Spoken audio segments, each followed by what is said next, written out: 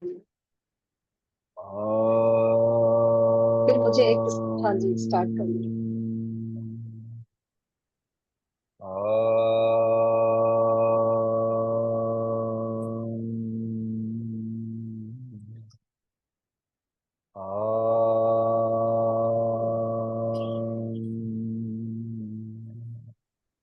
श्री गुरुभ्यो नमः। हरि ओम। गुरुर्ब्रह्मा गुरुर्विष्णु गुरुर्देवो महेश्वरः गुरु साक्षात् परब्रह्म तस्मै श्री गुरवे नमः। वक्रतुंड महाकाय सूर्यकोटि समप्रभा निर्विघ्नं कुरु मे देव सर्वकार्येषु सर्वदा। सरस्वती नमस्तुभ्यं वरदे कामरूपिणी विद्यारंभं करिष्यामि सिद्धिर्भवतु मे सदा। ॐ श्रीमात्रे नमः। यस मीना जी, आप कुछ बोल रहे थे।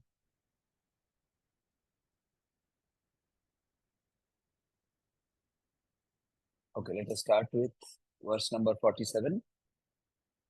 ध्रुवो भुग्ने किंचित भुवन भय भंग व्यसनिनि। ध्रुवो भुग्ने किंचित भुवन भय भंग व्यसनिनि। रिपीटिंग। ध्रुवो भुग्ने किंचित भुवन भय भंग व्यसनिनि। त्वदीये नेत्राभ्याम मधुकर रुचिभ्याम धृतगुणम्। त्वदीये नेत्राभ्यां मधुकररुचिभ्यां धृतगुणम्। भ्रुवो भुग्ने किञ्चित् भुवनभयभङ्गव्यसनिनि। त्वदीये नेत्राभ्यां मधुकररुचिभ्यां धृतगुणम्। धनुर्मन्ये सव्ये धनुर्मन्ये सव्येतरकरगृहीतं रतिपतेः। धनुर्मन्ये सव्येतरकरगृहीतं रतिपतेः। प्रकोष्ठे मुष्टौ च स्थगयति निगूढान्तरमुमे। प्रकोष्ठे मुष्टौ च स्थगयति निगूढान्तरमुमे। धनुर्मन्ये सव्येतरकरगृहीतं रतिपतेः।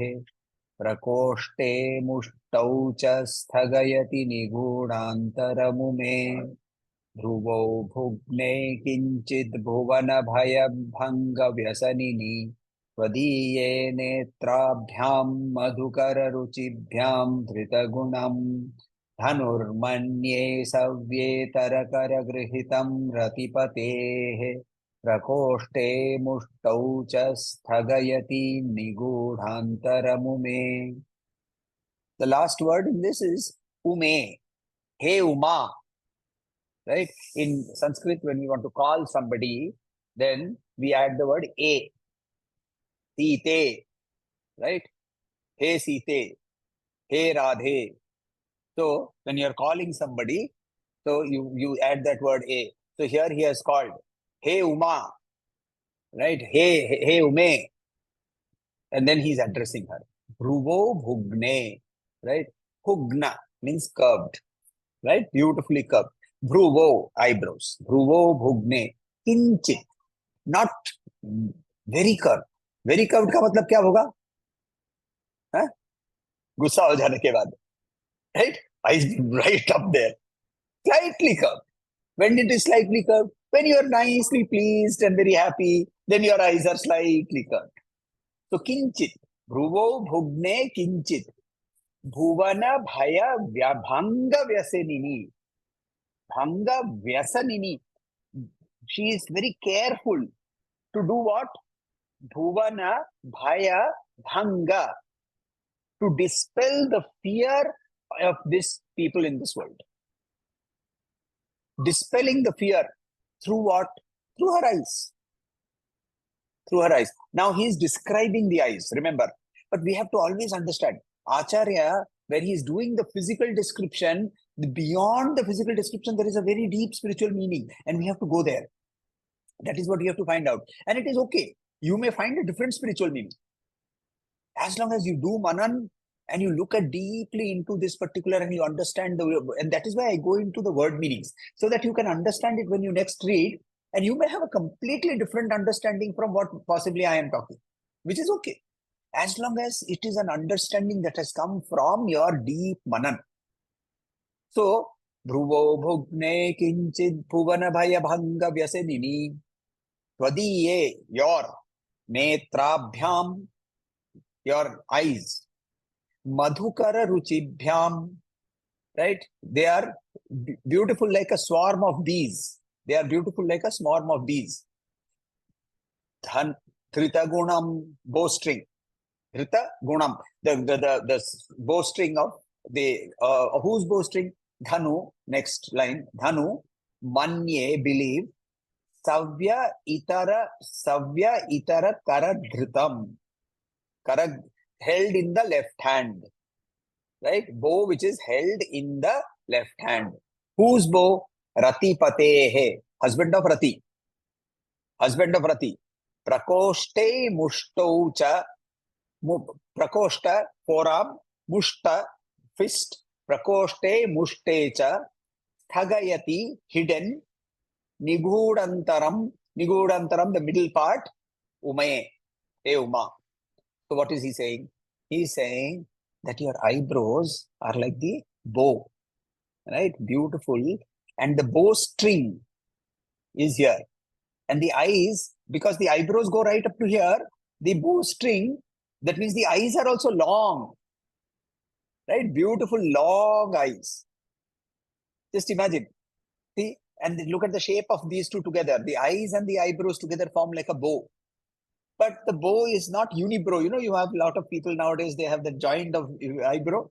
She's saying, no. The middle part is hidden because it is held by the fist and the forearm of Ratipati. Ratipati means Manmatha, Kamadeva.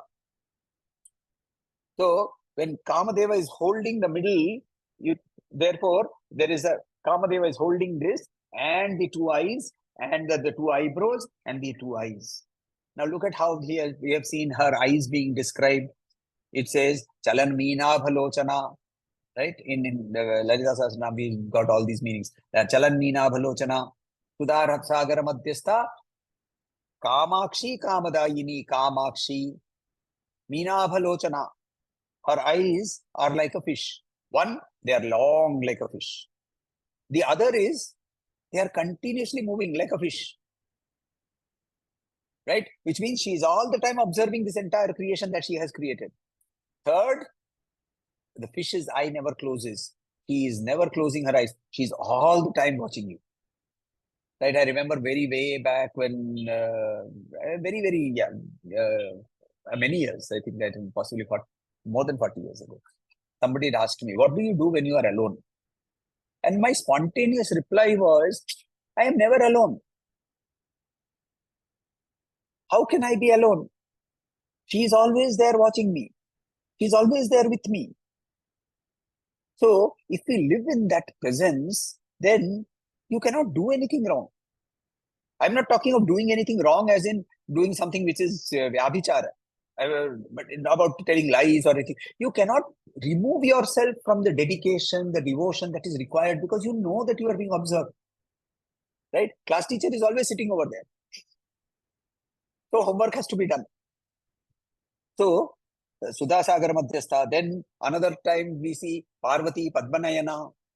We have seen the name, right? And then also we have seen Rajiva Lochana, right? There is this Raja Raja Chita Ragni Ramya Rajiva Lochana, right? So beautiful descriptions for her eyes in the Lalita Sahasranam. Now, one very important thing. Uma. What is the meaning of the name Uma? First time we get this name comes in the Kenopanishad, where she is called Uma Haimavati. Uma Haimavati. Haimavati means she who lives in the Himavan, or who is the daughter of Himavan. So there is a story. The story is, I think I have told this story before, but let me repeat. So the story is that there is the Indra Sabha in Amaravati, and Indra is celebrating some victory over the Asurs. And when they are celebrating, one weird looking character, very ugly, and very features that cannot be described, is seen to be peeping in from the window. And his face is very frightening. So people get scared. All the devas also get scared. So Indra tells, who is that? Who is that?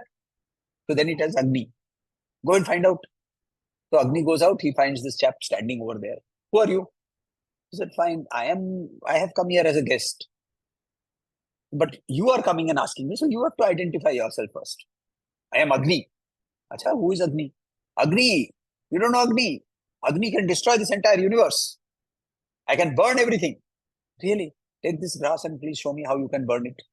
So Agni first just did a gentle breathing on it, did not burn.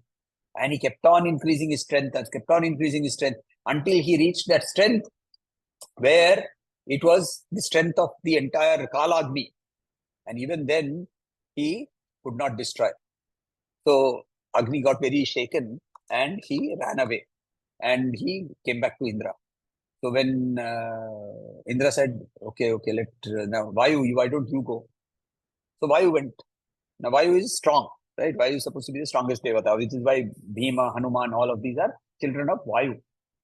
So who are you, Vayu? Okay, blow this away. And obviously Vayu also could not blow it. So then Indra, he went with humility. He went with his hands joined and his head down, and he went outside. And instead of this Yaksha, this peculiar character standing outside, there was this beautiful lady. And he recognized her and he addresses her as Uma Haimavati. And he says, who was this? And Uma Haimavati says that what you just now experienced is Brahman. Brahman, because whose energy, whose power, it is with whose power that you are able to do anything that you want to do. The Upanishad says, na tatra suryo bhati, na chandra tarakam, nema vidyuto bhanti, kutoyam agnihi. Tameva bhanta anubhati sarvam, tasya bhasa sarvamidam vibhati. Bha means to shine. Na tatra suryo bhati, the sun cannot shine. Na chandrama tarakam, na chandra tarakam, neither the moon, the stars. Nema vidyuto bhanti. Why not even the lightning? Kutoyam agnihi, the small fire that I have lit here in my house, in my lamp, in my karpuram. None of this. Tameva bhantam anubhati sarvam. It is because of your light that everything is shining. Tasya bhasa sarvamidam vibhati. To teach that, she manifested. Right? From the unmanifest Brahman, she manifested in the form of Uma Haimavati. Another place where we see the name Uma is an interesting story. U means you. Right? And typically, a small child would be addressed as U. And Ma means no. Right? So, when she sat down and started doing tapasya, and deep tapasya she started doing, her mother came and said, Mena was her mother. Mena, who was Himavan's wife, she said, oh, Ma, don't do so much rigorous tapasya. Right? The word Mena indicates what we are in this world. Right? So, when we look at the word Mena or Menaka, we see the meaning of that to be that which is involving us in this world. So, she was part of the world and she is stopping from tapasya. That is the role of the world. So, Uma, one more meaning, right? The esoteric meaning, the Acharya's meaning, here meaning the word Uma. Look at the letters. Uma. Basically, she is the Omkar. What is Omkar? Omkar is the first manifestation of Brahman. When Brahman takes the first manifestation in Panchikaran, we see that the first manifestation of matter is in the form of nada, in the form of sound. So when she first manifests in the form of sound, that sound is called Auma. Now it is not in particular order. We gave that order saying Auma. All the three sounds are permanently existing. So you can always say Uma, Uma, Uma, Uma, Uma. So she is Omkara. So here he is addressing, Acharya is addressing her as the Omkara, as the first manifestation. And this manifestation, she takes these beautiful eyes, and this eye is the bowstring of, see, you must remember the bowstring of Kamadev's bow. When she's holding the Kamadev bow in Lalita, we have seen one of the descriptions, she's holding the bow in one hand, isn't it, in the left hand. Now, when she is holding the bow is typically unstrung bow. The stringing of that is done by bees. And bees make that string. So here, Acharya brings that, the description directly from Kamadev's bow into her eyes. And very clearly he says, they are not exaggerated curves, slight curve, kinchin. And he has used such a beautiful description by saying that, oh, the middle part, it is not covered because it is held in the hand of Kama, which means that the Kama is controlled. Right? The bow itself is an indication of a balanced mind. So here is the meaning of this particular shloka. So these, see, when you have a balanced mind, what happens? The duality of the mind vanishes. See, our mind causes the desire, attachment, ego, pride, prejudice, anger, enmity. Wherever there is one of these two, sorrow, the next one will also automatically come.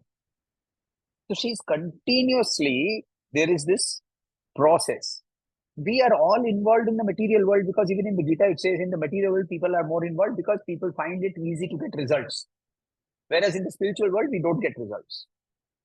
One commentator said that the spiritual world is like a droplet of water, whereas the material world is like an ocean.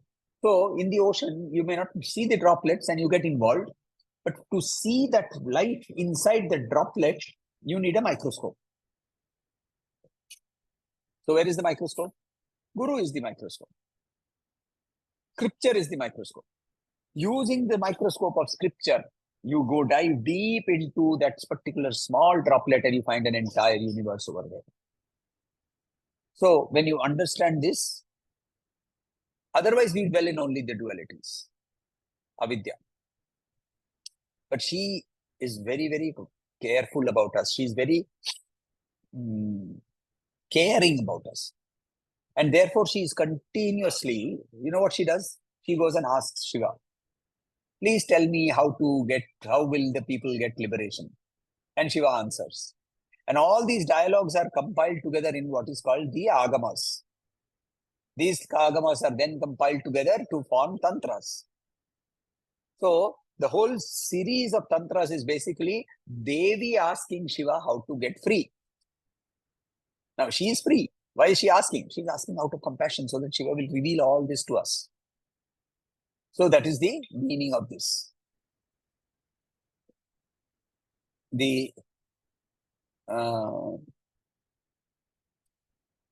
Okay. Any questions on this particular shloka, or we will move to the next shloka?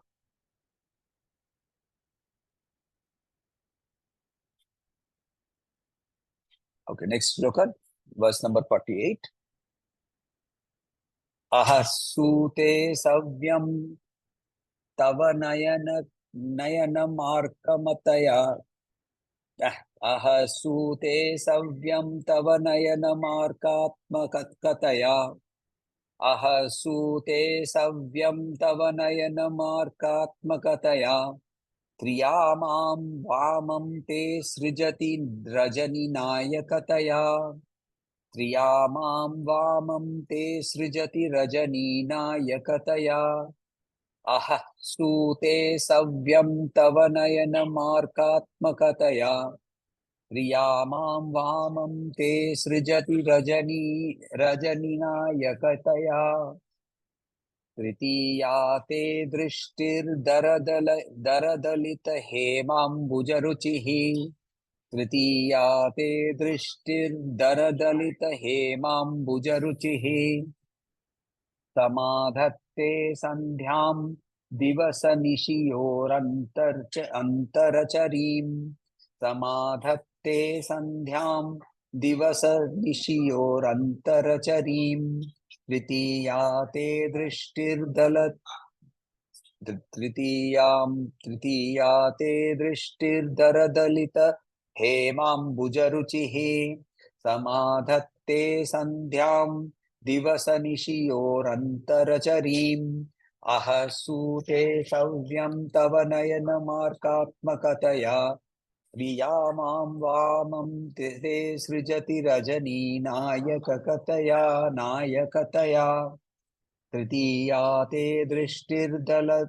दृष्टिर्दरदलित हेमाम्बुजरुचिः समाधत्ते सन्ध्यां दिवसनिशियोरन्तरचरीम् aha in the morning daytime stute bringing forth to give birth prasuti means the process of giving birth prasuti is the name of the wife of daksha.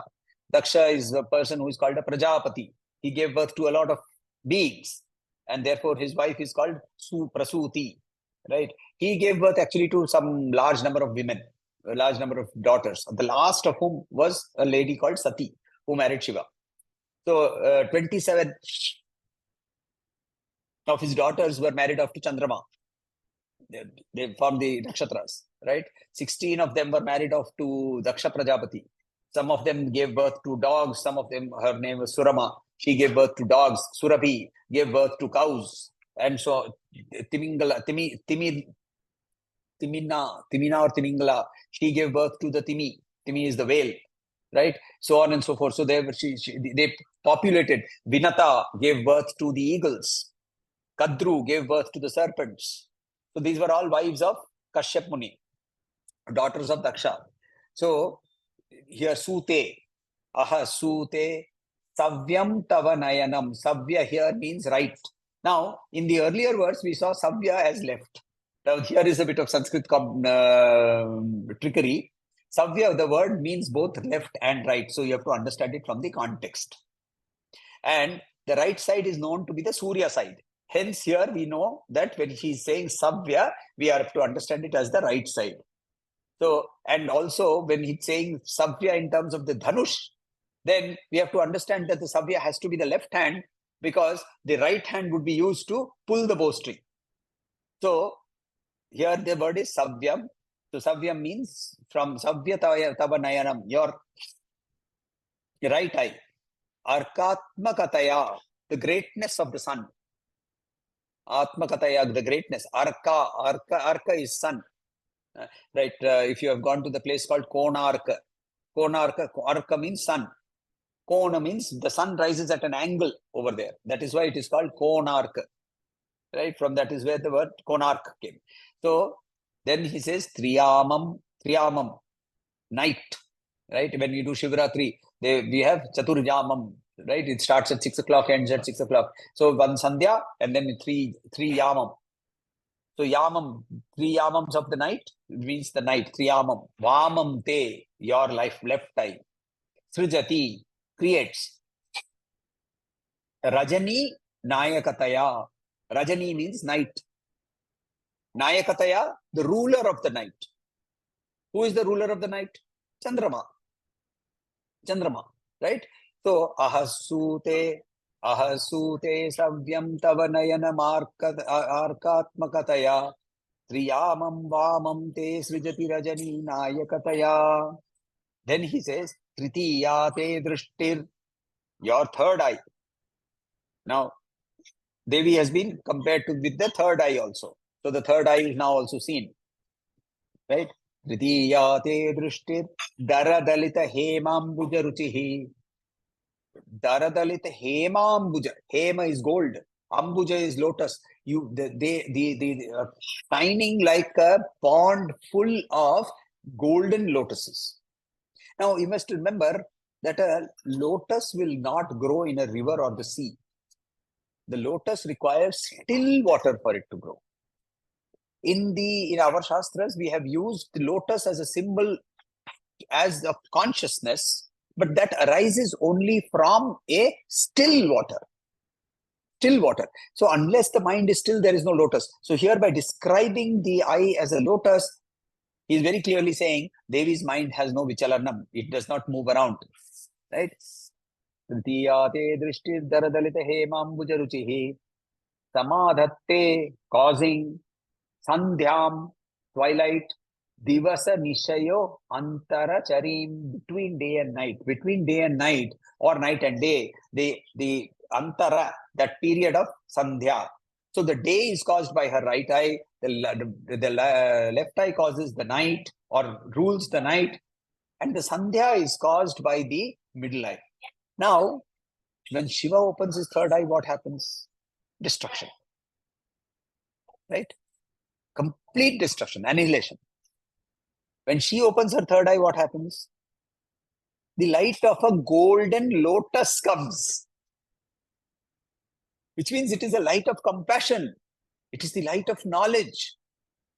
It is the light of grace. So when she opens her right eye of her middle eye, we are bathed in her grace and we get knowledge. When Shiva opens his third eye, our ego is burnt off. Our consciousness of the body, mind, intellect is burnt off. But it is a harsh burning. Right? Yes, Sitaji. Savyapasavya margastha. You said one is left, now this one is right. Correct. So apasavya will mean that which is not savya. Right? In the traditional sense, savya means left, apasavya means right. So when we do pitrikarya, we say savya means we put it on the left shoulder and we do all the tarpanams, and then after that we put the pandit will say apasavya, so you change it to the left side, from the left side to the right side, and then you say you do all the other mantras. Correct? So savya, apasavya, that is the conventional meaning. Savya, the word itself, from a dictionary meaning, can mean right or left depending upon the context in which we are talking. So in the first context, in the first shloka, we saw it is in context to the dhanush, and therefore savya will mean left. Whereas in this context here, we know that between the ida and the pingala, the right side is the surya nadi. Right? Another thing that is indicated because of the three eyes is the three nadis. Right? The surya nadi, the chandrama nadi, which is ida and pingala, and also the sushumna. The sushumna is the knowledge, the nadi of knowledge, the nadi of grace, the nadi of awakening. So your left eye causes the greatness of the day. Your right eye causes the greatness of the night. So what are you? You are balanced between day and night. You are balanced between day and night. You are beyond the causality of time. You are the cause of time. And therefore, if you are the cause of time, you are beyond the time itself. And while you have created this duality through the left and the right, of day and night, left and right, good and bad, right? Mana, apamana, Sita, Ushna. We see that in the Bhagavad Gita, right? However, you are in the center, the third eye. The third eye always indicates the position of non-duality. In the Lalita Sahasranam, there are a lot of references where it goes Vidya, Avidya, and so on, showing opposites. So, does this indicate the same, what is mentioned in this shloka? What is the crux of this shloka? where, though both are there, she's the balance between both, between knowledge So, and ignorance. correct. So therefore, see, we sometimes shy away from the fact that, oh, this is ignorance and therefore we should run away from it. She is saying, no, no, don't worry. You recognize the ignorance as also me. But I have multiple forms. I have the form of ignorance. I have the form of knowledge. I have the form of material knowledge. I have the form of spiritual knowledge. So by giving you these pairs of opposites, she is saying that beyond these pair of opposites, there is a reality. That is what you have to aim for. That is the meaning of this. So Meena ji has asked an interesting question. इनकी माँ के कई स्वरूप के कमल पर बैठे हुए दिखाया गया है, और ऐसे ही Brahma ji and other deities, we also show them seated on a kamal. For that matter, most statue sculpture science of sculpture, Stapati Vidya, they portray the deity standing on a 8-petaled lotus. Generally ulta dikhate hain because it is easier to balance, but it is generally standing on an 8-petaled lotus.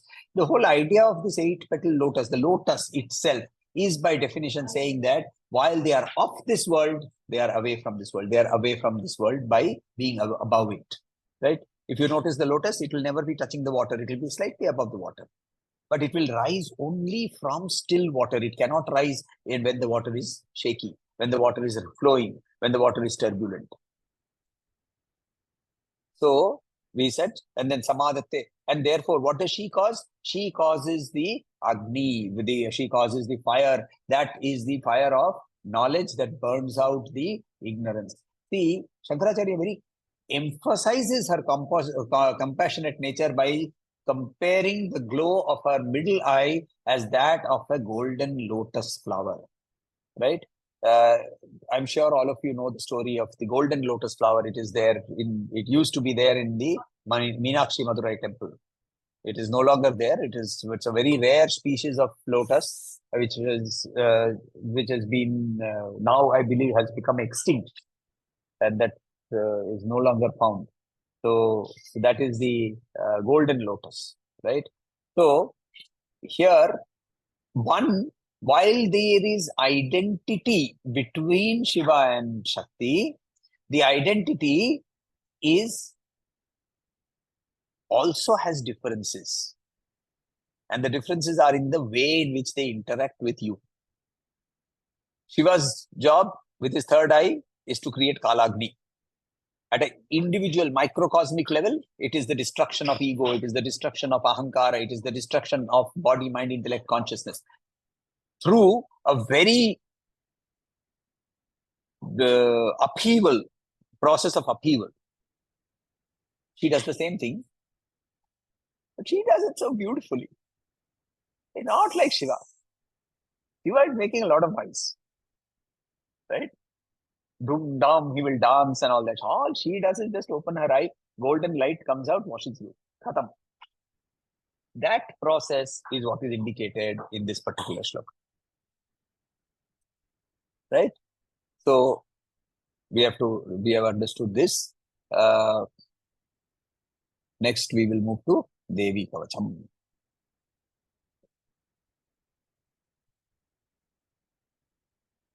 So, as usual, starting from the beginning, Atha Sri Devya Uvacha Aum Asya Sri Chandika Kavachasya Brahma Rishihe Anushtup Chandaha Chamunda Devata Anganya Soktara Mataro Bijam Digbandha Devata Statvam Sri Jagadamba Prityarthe Saptashati Pathangatvena Jape Viniyogaha Aum Namaschandikaye Markandeya Uvacha Aum Yadguhyam Paramam Loke Sarvarakshakaram Rinam Yanna Kasyachidakyatam Tanme Bruhi Pitamaha Dhamma Uvacha Asti Guhyatavam Vipra Sarvabhutopakarakam Devyastu Kavacham Punyam Tashrunushva Mahamune Prathamam Shailaputri Cha Dutiyam Brahmacharini Dutiyam Chandraghanteti Pushmandeti Chaturtakam Panchamam Skandamateeti Shuktam Katyayaniti Cha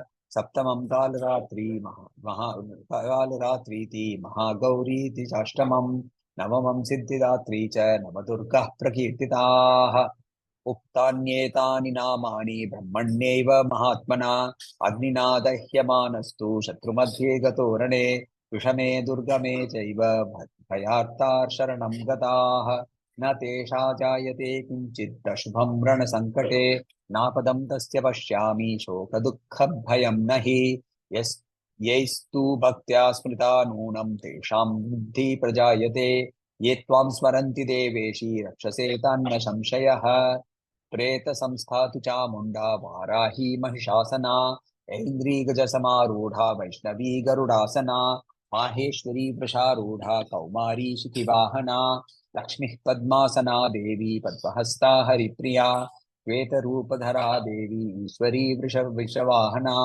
Brahmi हंस समारूढ़ा सर्वाभरणभूषिता इत्येता मातरस्तर्वा सर्वयोगसमन्विताः नानावर्णशोभाढ्या नानारत्नोपशोभिताः दृश्यन्ते रथमारूढा दिव्यक्रोधसमाकुला शङ्खं चक्रं गदा शक्तिं हलं च मसुलायुधं खेटकं तोमरं चैव परशुं पाशमेव च कुन्तायुधं त्रिशूलं च शार्ङ्गमायुधम् उत्तमम् दैत्यानां देहनाशाय भक्तानामभयाय च धारयन्त्यायुधानिथं देवानां च हिताय वै नमस्तेस्तु महारौद्रे महाघोरपराक्रमे महाबले महोत्साहे महाभयविनाशिनी त्राहि मां देवि दुष्प्रेक्ष्ये शत्रूणां भयवर्धिनी प्राच्यां रक्षतु मय्येन्द्री आग्नेयाम् अग्निदेवता दक्षिणे वतु वाराही नैऋत्यां खड्गधारिणी प्रतीच्यां वारुणी रक्षेद् वायव्यां मृगवाहिनी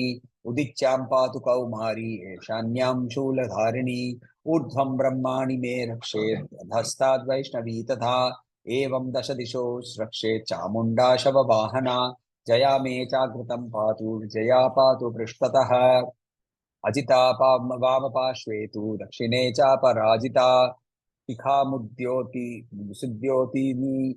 शिखामुद्योतिनी रक्षेत् उमामूर्ध्नि व्यवस्थिता मालाधरी ललाटे च भ्रुवो रक्षेद् यशस्विनी त्रिनेत्रा च भ्रुवोर्मध्ये यमघण्टा च नासिके शङ्खिनी चक्षुषोर्मध्ये श्रोत्रयोर्द्वारवासिनी कपालौ कालिका रक्षेत् कर्णमूले तु शङ्करी नासिकायां सुगन्धा च उत्तरोष्टे च चर्चिका अधरे चामृतकला जिह्वायां च सरस्वती दन्तान् रक्षतु कौमारी कंठदेशे तु चण्डिका घंटिका चित्रघंटा च महामाया च तालुके.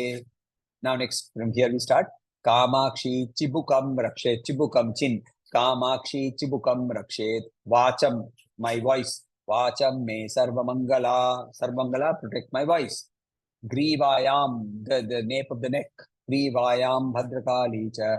Prishtavamshe, the back of the spine. Dhanudhari. Prishtavamshe, Dhanudhari. Neela griva bahikkanti, outside. The outside of the throat.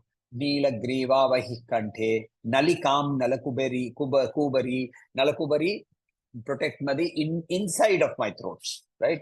The nalika, the larynx, pharynx, whatever the tube is called, right? Neela griva vahikante, nalikam nalakubari, skandayo, the shoulders, the skandayo, khadgini rakshet, khadgini, khadga is the sword, so khadgini, sandayo, khadgini rakshet. Bahu is the hands. Bahu me vajradharini. Hastayor dandini rakshet. Now also, as far as possible, what the Brahma has done here, he has linked the body part with also the Devata. For example, the Devata for the hands is Indra. So the Shakti of Indra is called Vajradharini. She holds the Vajra, which is the weapon of Indra. So here, therefore, Bahu me Vajradharini. As far as possible, he has tried to do that. Hastayor Dandini Rakshed. Ambika Changuli Shucha Hasta. Hands is protected by Dandini. And Ambika protects my fingers. Ambika Changuli Shucha. Nakhan Shuleshwari Rakshed. Nakha. Heels. Nakhan Shuleshwari Rakshed. Kuksho, the abdomen. Kuksho Rakshet Kuleshwari. Thanau, breasts. Stano, so up chest. For a man, it will be chest. Stano Rakshen Mahadevi. Mana, my mind. Shoka Nashini. Now look at the name, beauty of the name. When you do manan on this, you must think of this. Why is the name of this particular deity, Devi is with this particular name, why is it attached to this particular body part? So Nabhuchu Kamini Rakshed, Kamini, sorry, Stanos Rakshen Mahadevi, right? The chest is expected to be broad, right? There must be bravery, there must be courage, there must be determination. So the chest is expected to be broad. Therefore, Mahadevi. Manashokanashini, what is happening in the mind? The mind is all the time feeling sad, depressed. So she who destroys Shoka, Manashokanashini, Hridaye Lalita Devi, Lalita, the one who plays, right? Where should you place the reside? Joy, where should joy reside? In your heart. Hridaye Lalita Devi, Udare Shuladharini, Udara is the stomach, Udare Shuladharini, Nabhau, in the navel, Nabhau Chakamini Rakshet, Guhyam, the private parts, Guhyam, Guhyeshwari Tatha, right? Guhyeshwari, she who is hidden. Guhyam, the private parts are always hidden. So therefore Guhyam, they are called Guhyam. Nabhau Chakamini Rakshet, Guhyam, Guhyeshwari Tata, Putana Kamika Medram. So Kamika means desiring, that which creates desire. Medram is the penis. So since obviously this is being addressed by a male to a male, they have used male parts, but the female parts are equally applicable. Putana Kamika Medram, Gude, Anus, Mahishavahini, Putana Kamika Medram, Gude, Mahishavahini, Katyam, Kati is hip, Kati is hip. So there are so many songs with about the of Vittala Panduranga, where they are describing him as his hands on his hips, right? Beautiful. So they in Marathi also the word Kati is used. So Katyam Bhagavati Rakshet, Januni, the thighs, Januni, Vindyavasini, Janghe, the shanks, the outside part of the what is called the IT band, that area. Janghe Mahabala Rakshet, Sarvakama Pradayini, Gulfayor Narasimhi cha, Gulfa is the ankle, Gulfayor Narasimhi cha, Pada Prishta is the heel, Pada Prishteshu tu Tejasi, Gulishu Sri Rakshet, Guli, the toes, Gulishu Sri Rakshet, Padhas Padhadhas Talavasini, Padhadhas, the sole of the feet, Pada Adha Rakshet, Padhadhas Talavasini, she who lives at the bottom, Talavasini, Nakhan Damshtra Karali cha, nails are protected by Damshtra Karali, Keshanscha Ivordha Keshini, Urtva Keshini, whose hair is all standing up erect. She protects my hair. Keshanscha Ivordha Keshini, Roma Kupeshu Kauberi, Roma Kupeshu, each pore through which the hair has grown on your body. Each pore, that pore is protected. Roma Kupeshu Kauberi, Twacham, skin, Vagishwari Tatha, Rakta Majjava Samanya, Mamsanya, Rakta Majjava Masanya, Titamedamsi Parvati, yeah. Rakta Majjava Samamsa, yeah. Asti Medamsi Parvati. So Rakta, Majja, Mamsa, Asti, Meda, these are all the parts of the body. Rakta, blood, Majja, marrow, Mamsa, muscle, Asti, bones, Meda, fat, all of these. Rakta Majjava Samamsa, Mamsan, Anyasti Medamsi Parvati, Antrani, Antra means intestines. Antrani Kalaratrishcha, Pittam tu cha Mukuteshwari. Pittam is one of the three vayus that we have in our body. Three doshas that we have in our body. Pitta is bile, or Pitta is the fire dosha, right? So in the Ayurvedic system. So Antrani Kalaratrishcha, Pittam cha Mukuteshwari, we stop here or did we go on further from here? Where is the... You have shown up to Jwalamukhi. Okay. Jwalamukhi, Okay. Jwala. Okay, okay. Padmavati Padmakoshe. Padmakosha is lungs. Padmavati Padmakoshe. Kapha. Right? So Padmakosha is the Vayu. Right? The Vayu dosha. Pitta dosha he talked about. Now he's talking about the Vayu dosha. Padmavati Padmakoshe. Kaphe Chudamani Statha. And now in the Kapha. The third of the dosha. Vayu Pitta Kapha, right? So Kaphe Chudamani Statha. Jwalamukhi Nakhajwalam. The luster of my nails. Now, one of the beautiful things of Ayurveda is that the first thing that the Vaidya will do is check the nails of a patient. And if they are glowing, if they are nice, if they have that luster, it means basically the nails indicate the nature of health that you are going through at this point of time. So by saying that I want my health also to be protected, the glow of the nails is protected. So therefore here she is indicating, Acharya is indicating that Nakhajwalam. So Nakhajwalam abhedya sarva sandhishu. She who cannot be penetrated, let her protect all my sandhi. Sandhi means joining. Let her protect all my joints. So this is where we will stop.